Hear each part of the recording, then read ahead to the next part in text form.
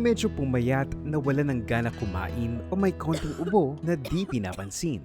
Karamihan sa mga babae ay pinalilipas ang ganitong senyales. Pero hindi dapat dahil pwedeng sintomas ito ng early cancer. Oh no! Pero bago tayo magsimula, huwag kalimutang i-like ang aming video, mag-subscribe sa aming channel at i-turn on ang notification bell. Now you won't miss any of our new videos. Explain muna natin ang cancer. Ito ay isang sakit kung saan ang ilang cells ng katawan ay dumarami ng walang kontrol at kumakalat sa ibang parte ng katawan. Ayon sa cancer.org, ang cancer ay nagsisimula kahit sa ang parte ng katawan na binubuo ng trillions of cells. Sandali lang, hindi naman basta-basta kumakalat ang cancer na walang senyales. Nangangalabit din yan na, "Uy, pansinin mo ko. See your doctor very quick bago ako dumami. Ikaw din."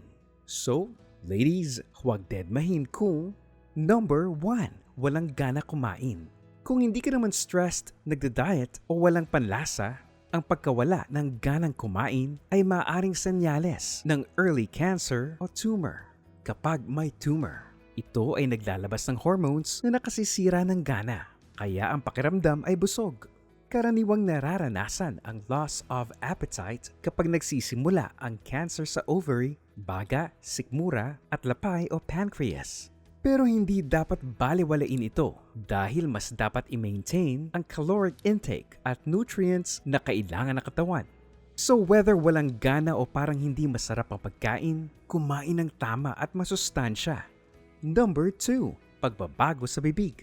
Biglang nagbabad breath kahit walang sira ang ngipin. May singaw din na imbes gumaling ay dumarami at lumalala. Nagkakaroon na rin ng puti o pulang patches sa bibig na hindi nawawala kahit pagkalipas ng 2 linggo. May tumubong bukol sa pisngi at masakit kapag ibinubuka ang bibig. Pati na rin ang panga ay masakit kapag iginagalaw. May bukol sa loob ng bibig, parang lumuluwag ang mga ngipin at pasakit ang tenga. Maaaring senyales ito ng mouth o oral cancer. Magpa-appointment agad sa doktor, lalo na kung naninigarilyo. Number 3, parating malat at hirap lumulon. Hindi nawawala ang malat kahit uminom na ng gamot. Kung sasabayan pa ng hirap sa paglulon kahit maliit na pagkain, oras na para magpa-check up.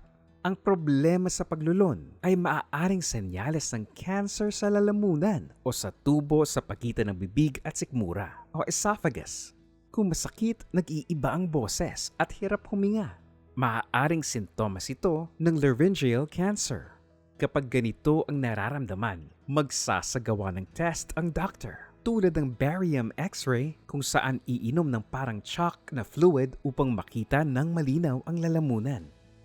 Number 4, pabalik-balik na ubo. Kung hindi ka naman naninigarilyo, maliit ang chance na senyales ito ng cancer. Pwedeng impeksyon lang ito o kaya naman ay asthma. Kadalasan din dahil sa sipon o acid reflux. Pero kung hindi nawawala at sa kalaunan ay may kasama ng dugo, kumonsulta agad sa doktora.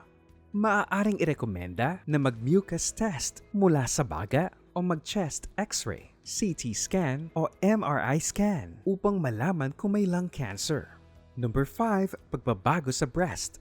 Hindi lahat ng pagbabago sa breast ay cancer. Pero importanteng ipaalam sa doktor agad kung nakakapa ng bukol, sumasakit, namumula, nangangapal, namamaga, may discharge, masakit o nagbabalat ang nipple, lumaylay, nag-iba ang kulay o lumaki sa normal size niya. Karaniwang inirerekomenda na mag-undergo ng mammogram, MRI, ultrasound o biopsy kung may bukol. Number 6, heartburn o hindi matunawan.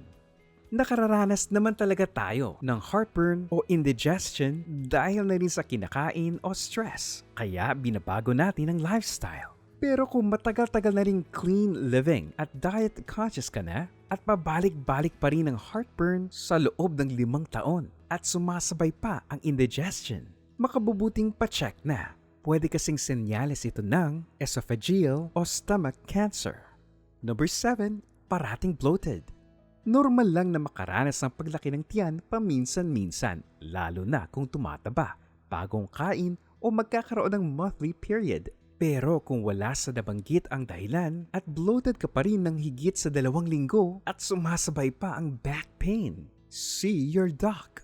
Senyales ito ng ovarian o ibang uri ng cancer. Number 8. May kakaiba sa balat.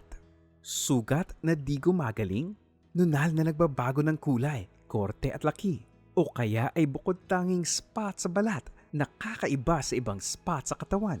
Minsan kapag nakamot ay madaling dumugo. Kung may suspicious na tumubo, lumaki at nag-iba sa balat, go agad kay doc. Karaniwang iba-biopsy ang unusual marks na ito upang malaman kung may cancer cells. Ang biopsy ay ang pagkuha ng maliit na parte ng affected mark para ma-examine. Number 9. May bukol o magang lymph nodes. Nagkakaroon ng bukol o swollen lymph nodes kapag may impeksyon. At kapag gumaling na ang impeksyon, kusa itong nawawala.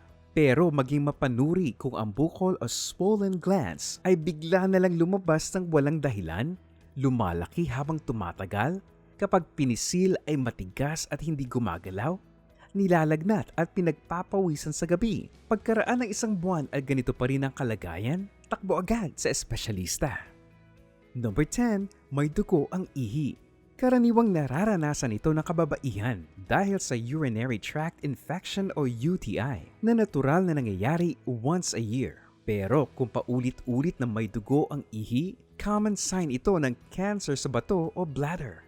Usually hindi ito masakit na tulad ng UTI. Tapos konti lang ang dugo at minsan ay kulay brown at nawawala. Kaya madalas ay di binibigyang pansin. Pa-check up na. Kadalasang inirerekomenda ng doktor na magpa-urinalysis at ultrasound para malaman ang sanhi ng dugo sa ihi. Number 11. May dugo o discharge. Abnormal vaginal bleeding o discharge ang karaniwang nararanasan ng mga babae. Minsan nangyayari ito dahil sa birth control pills na iniinom o bago mag-menopause. Pero kung may blood o discharge pagkatapos ng regla o pagtatalik, punta agad kay doc. Baka may connection ito sa cancer sa cervix, uterus, vagina o endometrial cancer. Lalo kung menopause na dahil hindi normal na mag-bleed after menopause. Kaya regular na magpa-pelvic exam at pap smears. Dito makikita kung may sintomas ng cancer na pwedeng ma-develop. Number 12. Nilalagnat. Hindi masama ang lagnatin paminsan-minsan. Actually, ang lagnat ay senyales na nilalabanan ng katawan ang impeksyon at bihira maging senyales na maagang sintomas ng cancer. Pero kung hindi nawawala ang lagnat at pinapawisan pa sa gabi kahit wala namang obvious na dahilan, maaaring senyales ito ng cancer sa dugo tulad ng leukemia o lymphoma. Sa leukemia, mas marami ang white blood cells habang ang lymphoma ay cancer ng lymphatic system. Number 13. Parating pagod. Maaaring early sign ito ng cancer tulad ng cancer sa bituka o sikmura. Maaaring may nawawalang dugo sa katawan na hindi nakikita.